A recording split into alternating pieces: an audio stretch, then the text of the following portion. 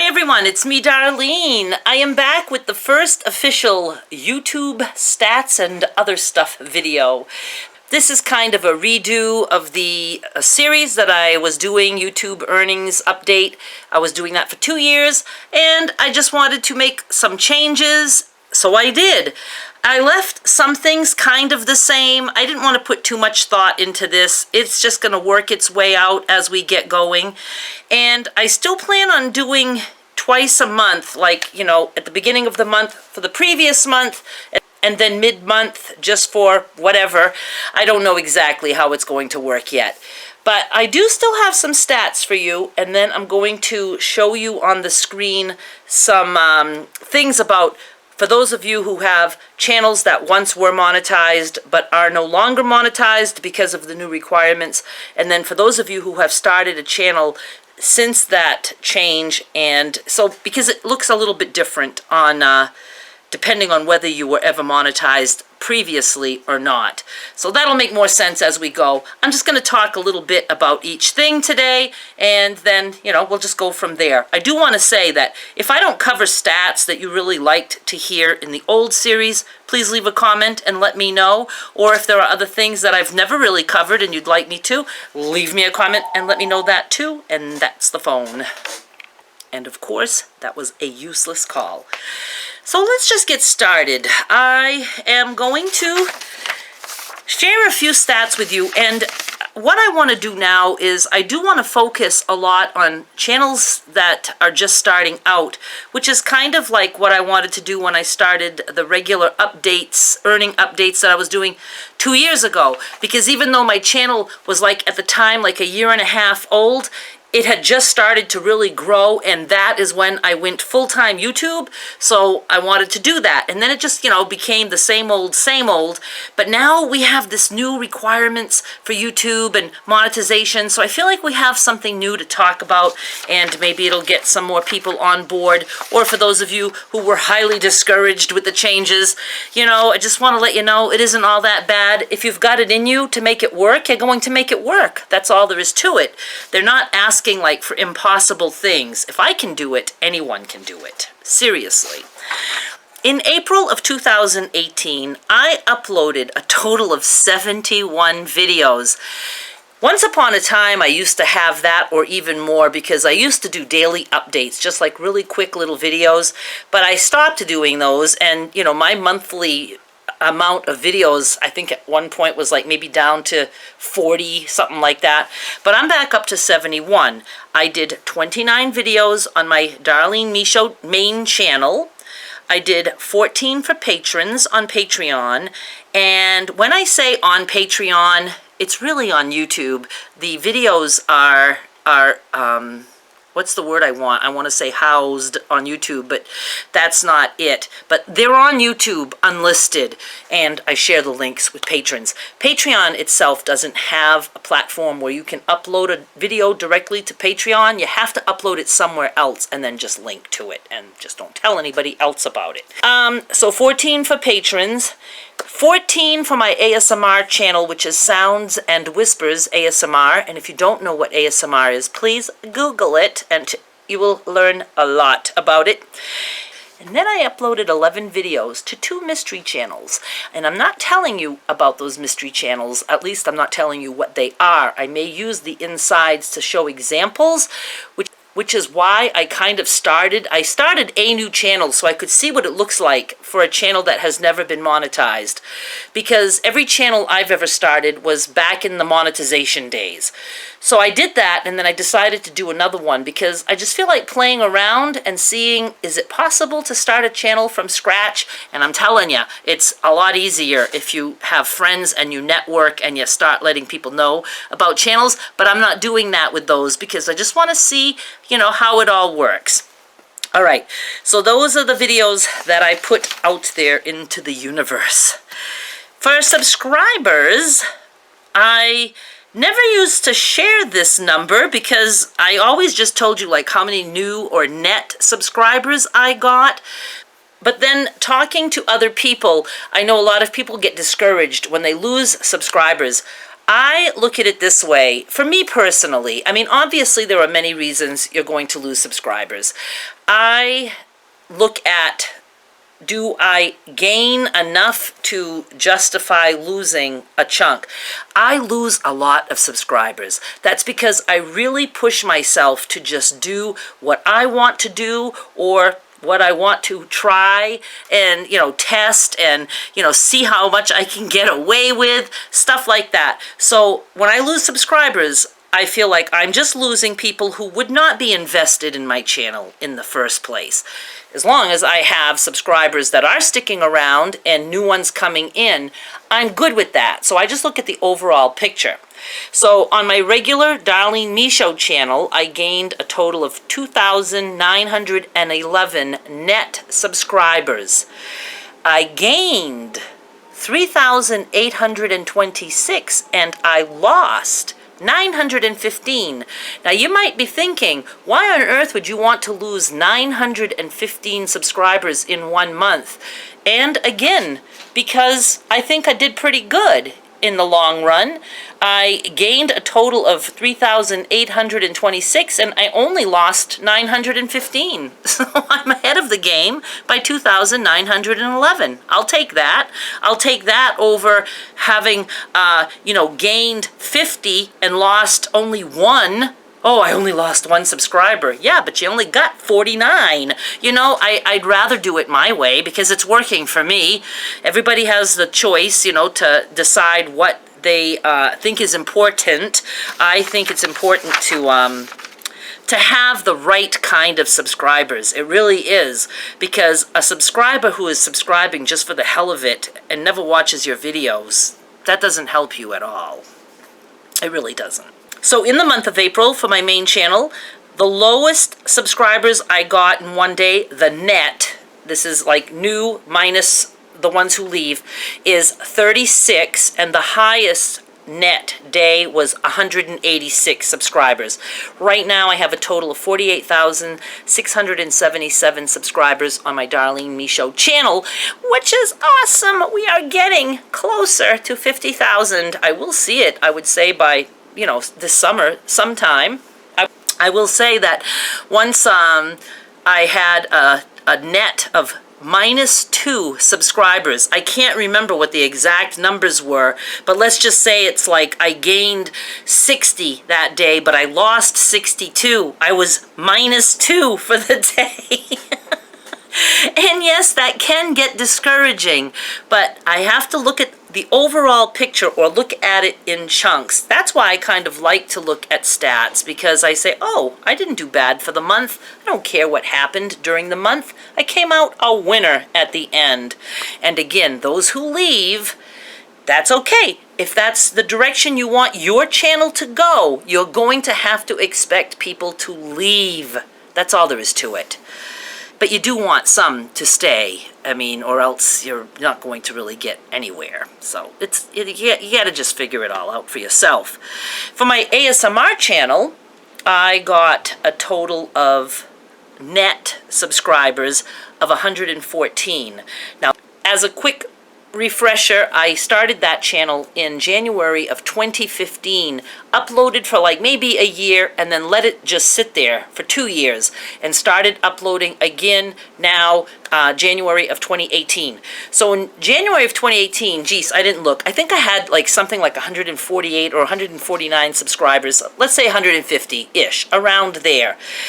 And that has been growing. Right now I'm up to 775 subscribers. So it's not quick. You would think that even though I have a big audience, well, kind of big, 40-something thousand, almost 50,000 members, ASMR is an acquired taste. You have to like it. You either love it or you hate it.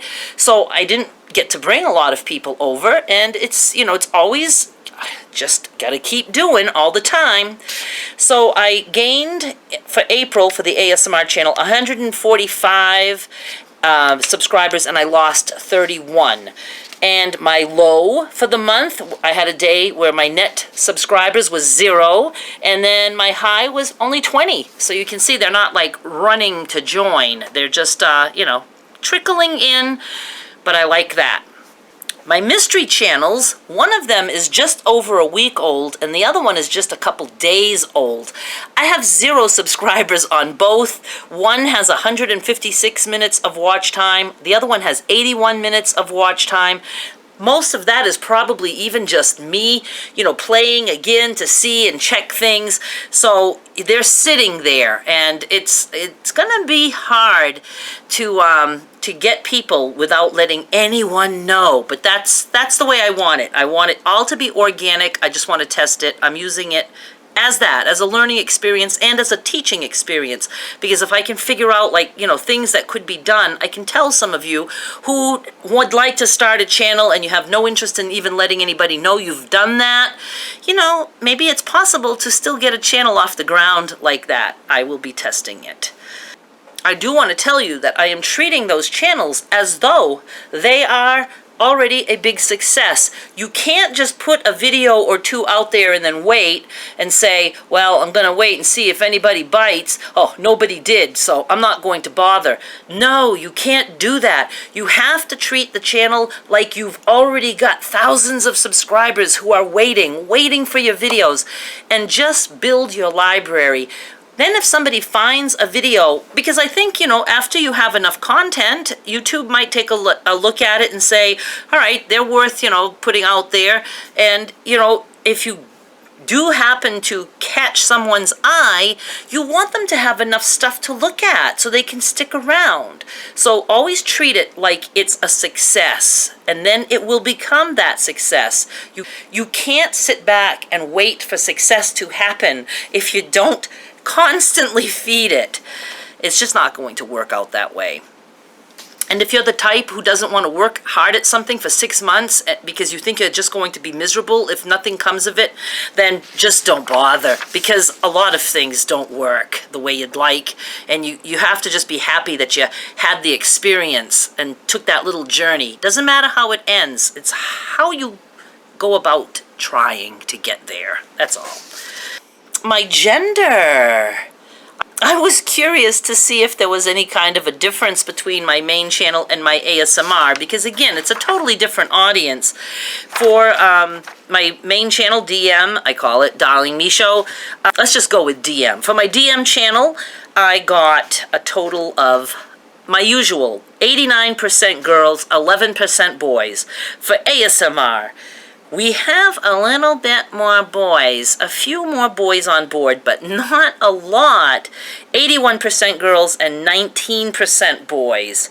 And it wouldn't give me the stats for just April. I don't understand that. So I had to do lifetime, I believe. I don't know. I don't know if it's because it's not monetized. I don't think so. No, it did give me, oh, that's right. I took the stats from the first quarter, January through March, and that's what it was. So we'll see if that'll kick in. Maybe it was just a glitch. I do not know. And I am going to do the states. I'm not going to bother with the percentages because I want to do the states for those 2 channels. I just was curious to know, is it basically the same? And the top 3 certainly are. For both DM and ASMR, my top 3 are US, UK, Canada. But then for DM, it is 4th place Australia, India, Germany, Sweden, South Africa, Malaysia, and New Zealand. I'm not doing the bottom ones. And then for ASMR, the 4th place is Germany, Ireland, Australia, Jordan, Denmark, Norway, and Spain. So, I don't know if I've ever heard of Jordan on my other list, but ASMR has that. So I thought that was pretty interesting that the top 3 are the same. That's probably like that for everyone, I don't know, but that's the way it is for me. And then for my states, again, I'm not going to do the percentages, but I am going to do top 10 states. Oh, I forgot to see where Maine came in for my DM channel. But my top 10 states for that channel are, where am I? Texas, California, Florida, Michigan, Ohio, New York, Illinois, North Carolina, Pennsylvania, and Georgia.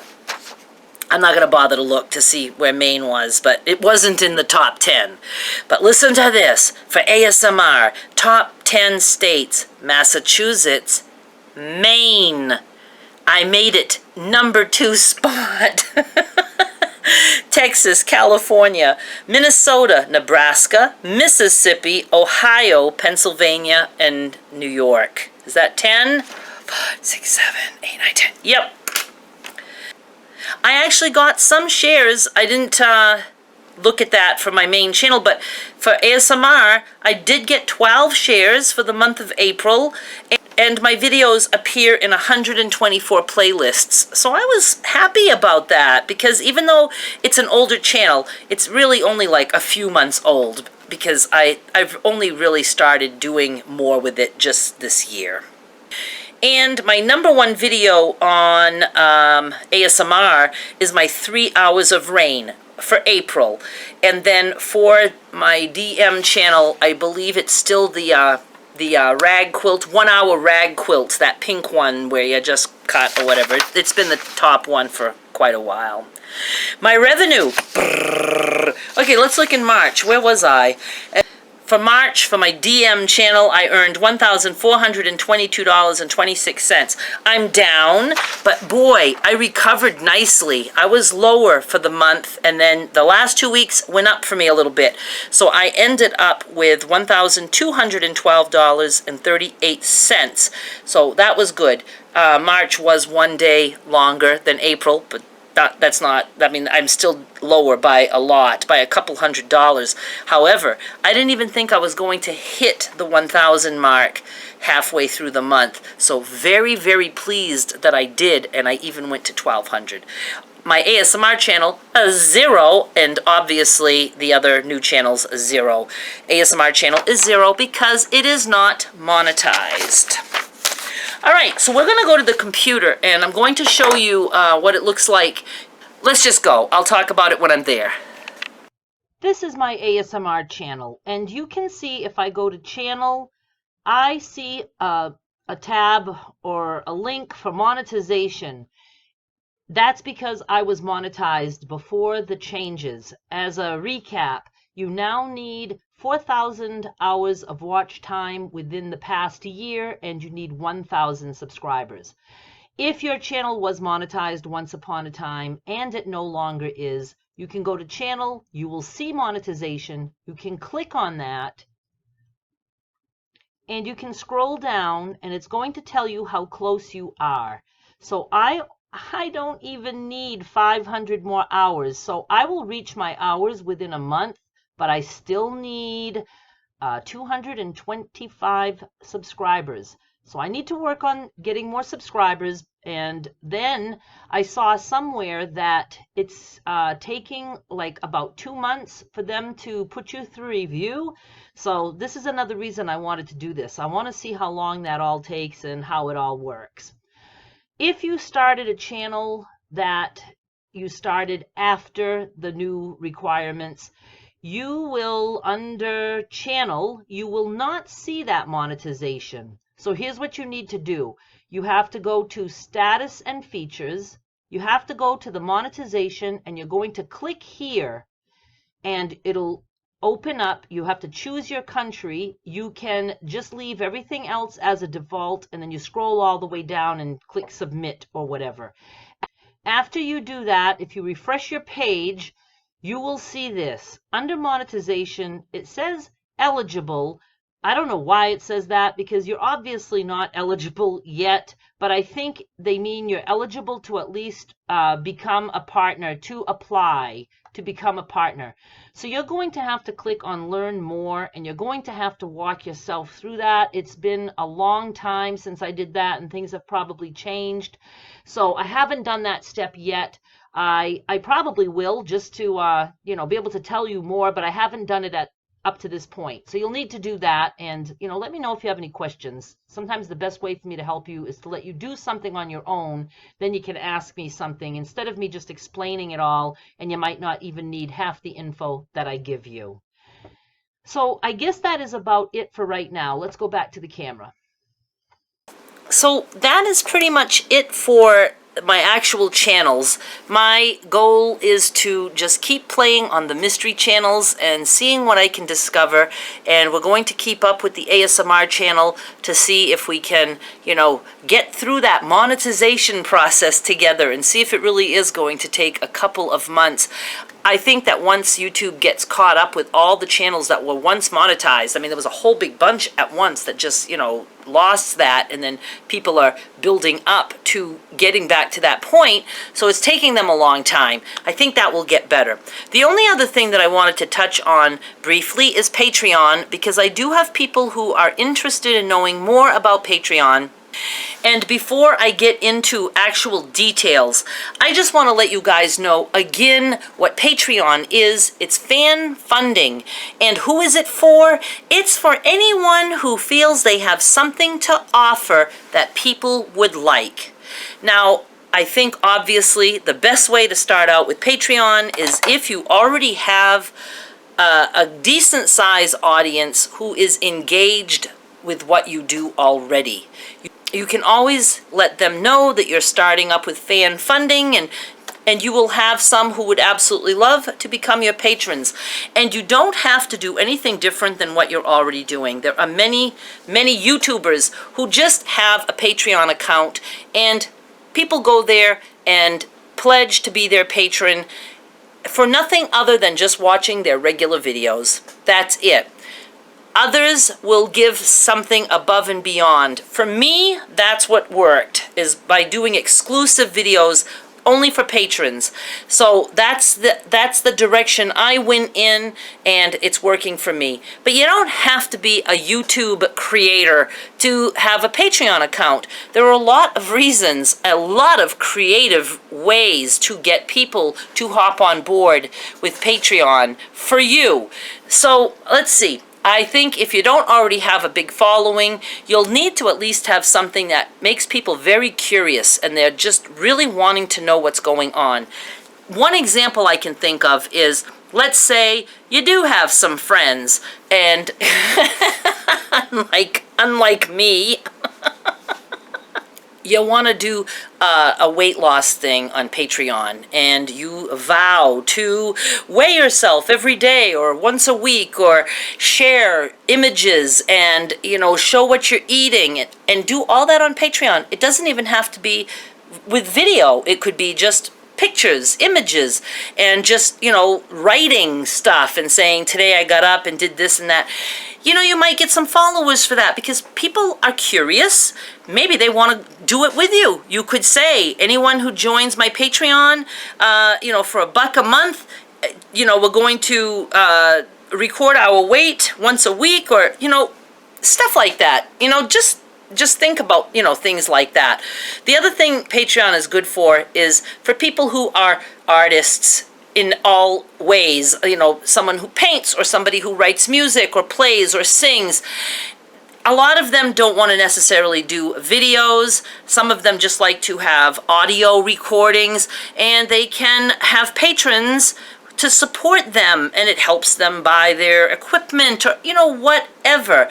You just have to stop and think, what do I have to offer, and do I believe in it? Because if you don't believe in it yourself, if you say no one will pay to watch that, then don't even bother, because you've already convinced yourself. You have to know that it's worth it to someone, and if it is, you can go ahead and dabble with that. You would be surprised how many people don't want to pay $1 a month for anything, and don't take offense to that. It's new to a lot of people, and they, there's just just mean people out there. And not that everyone is mean who doesn't want to join Patreon. I totally get that. But some people are just outright mean, and that's not necessary, because you're doing your job, and you have to do your job the way you see fit. And don't listen to those people who say really horrible things about you because you're just doing something that you feel is right for you. You stay on your path and just ignore those people, and you'll find your way. I have been very happy with Patreon in many ways, not so happy with them in other ways. And if there is more interest in Patreon, I will talk about those ways.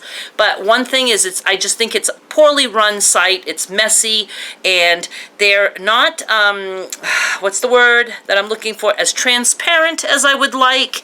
But other than that, I like it because it does provide a platform that people at least have heard about, so they're, a little bit more willing to hop on board.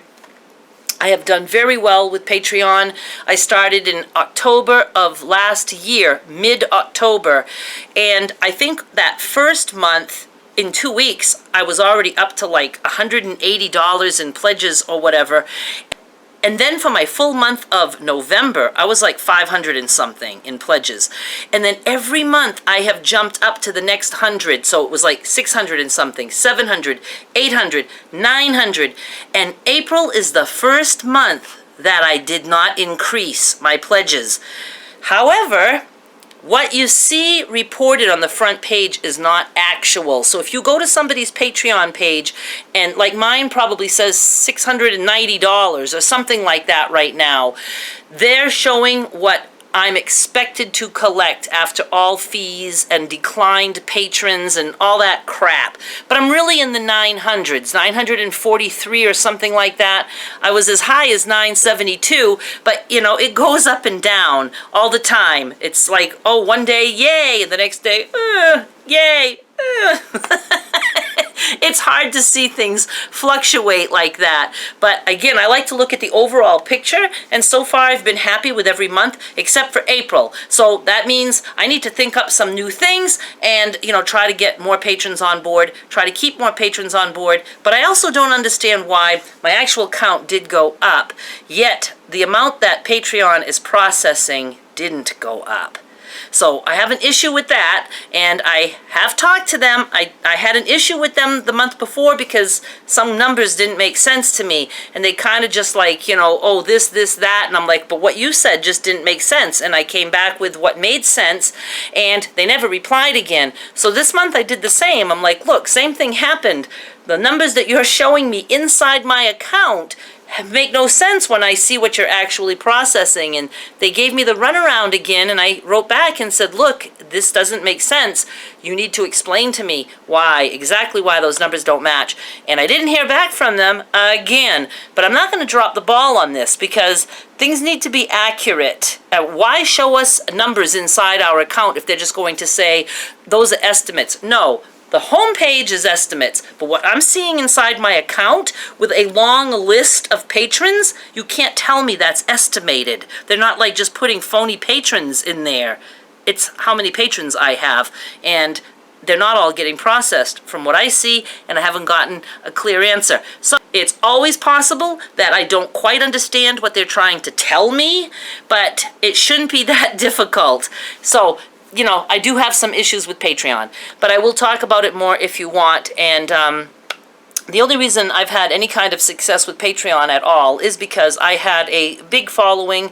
Well, I keep saying big. My following, my main channel, is very tiny in the YouTube universe. Very, very tiny.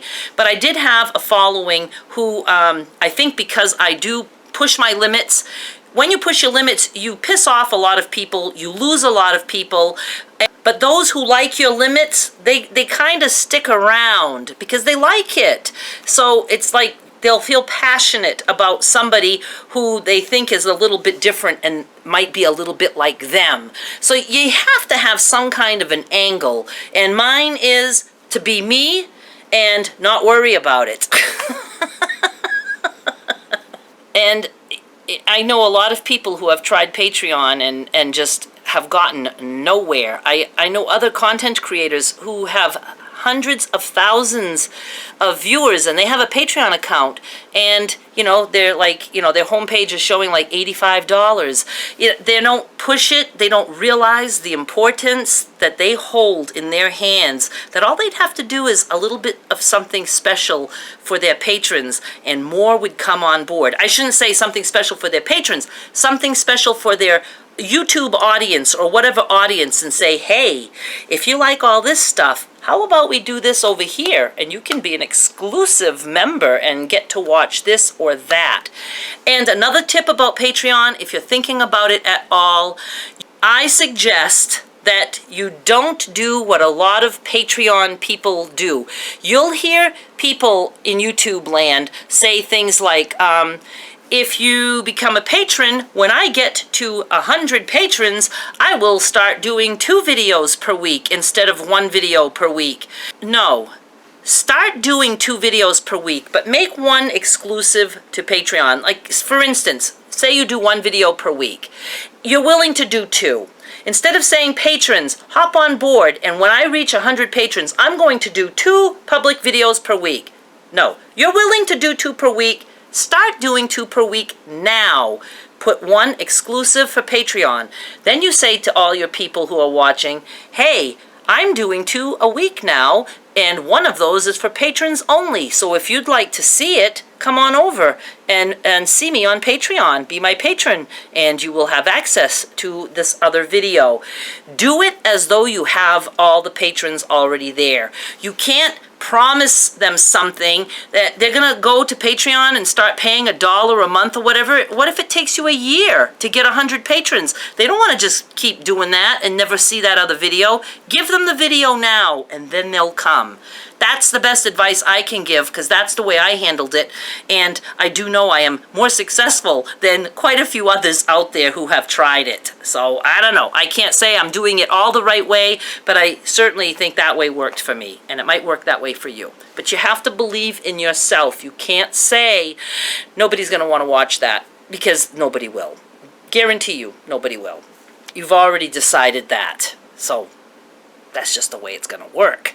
All right, I will be back, hopefully mid-month, with something. I don't know what yet, but we'll think of something. Thanks so much for watching. Bye.